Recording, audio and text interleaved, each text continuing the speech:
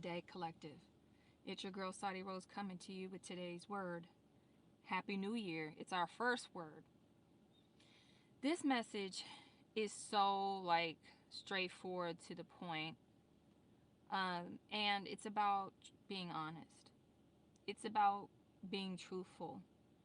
I think in 2025, with all these systems and towers falling, I think it's like that time, y'all, when stuff falls, like if you haven't been telling the truth about yourself or other people, or just like in how you're living your life, if you like haven't been honest with yourself, or if you're like living with other people and you've been withholding how you feel from them, I'm not saying crash out. I'm saying, like, think about how you can start having honest conversations with people so that you can heal from it. Because I have quickly come to realize that being honest for a lot of people is tremendously hard. And a lot of people will really, really, really not like you just because you are truthful, y'all. I would say at least 80% of the people that don't like me is because I maintain my integrity. And I'm not saying I go around like looking to tell people my truth. It's more like I just stand in truth. And for that, they don't like that. So today's word is, I bring it to you straight. No chaser. All praise to the Most High God. Love to the mother. The truth hurts, y'all. The truth hurts because a lot of times the truth that needs to come out involves some of the people that we love the most. And there is such a resistance to the truth by each one of us, because that means that we have to be honest and look at ourselves.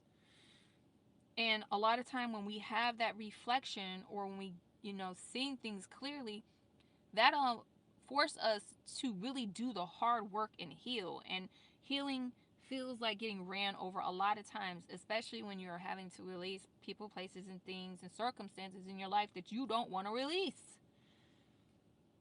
And so if there are some truths that you have held within inside yourself that you have not, or will, or not willing to really start addressing and healing, then you're going to villainize people in your life who might not even say anything to you. They might just, their very presence is making you reflect that back to yourself. And like, you don't want the truth to come out, so you're gonna villainize them, the other person, because they're making you think about that aspect of yourself that you don't like. Or maybe they're doing things to make people aware of that aspect of you that you don't want other people to know. But I have a novel idea. What about you just do right? Seriously, y'all. What about you just, rather than getting caught up on what other people are saying, doing, or things are happening, why don't you just look at yourself and figure out why that thing that you're not being honest about is affecting you to this way, and like figure out how you start healing it. Because a lot of times, y'all, like I said, people be coming at me because I tell the truth. It could be work. I'm working on things, like when people ask me to do different things, like I'm an attorney. I'm always going to have a perspective of honesty in everything in my life, work, at home. If I'm not going to lie for myself, I'm not going to lie for you. I try my best to operate with integrity. In certain situations with people don't like when you respond in kind, like cutting to the truth. If you do me wrong, I'm gonna let you know that you do me wrong. Or if I icebox you, it's because I've made a decision that it would do more harm to try to talk to you at that particular point in time than it would help heal you or whoever that I'm talking to, as well as me. Those are the kind of decisions I make when it comes to being truthful, because I believe that as a divine being, if you are, and you should position being truthful as one of your core principles. You have to know how to do that. If you have an agenda that you're pushing, or if you're trying to hurt someone with the truth of their situation, that is not okay. I believe, truth, how it should be used is it should be a core principle that you operate in integrity, that you stand on for your person. And anyone that comes in your life, or anything that comes in your life that challenges that perspective, or that tries to make you doubt yourself as a divine being of the Most High God, and challenges, your truth, you got to stand on that truth.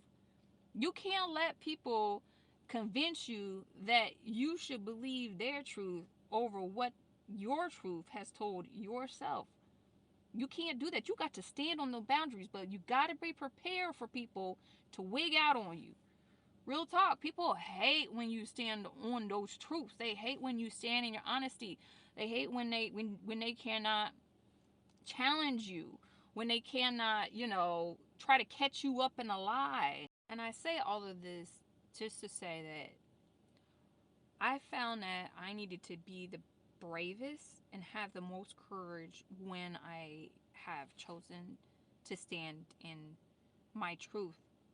When I've known that my intentions have been well, when I've seen how people move and I see how they congregate and move on me, all because most likely I've just standing on the truth. Now, does that mean I attack a person or go after a person, even though I know, when I know that they're up to no good?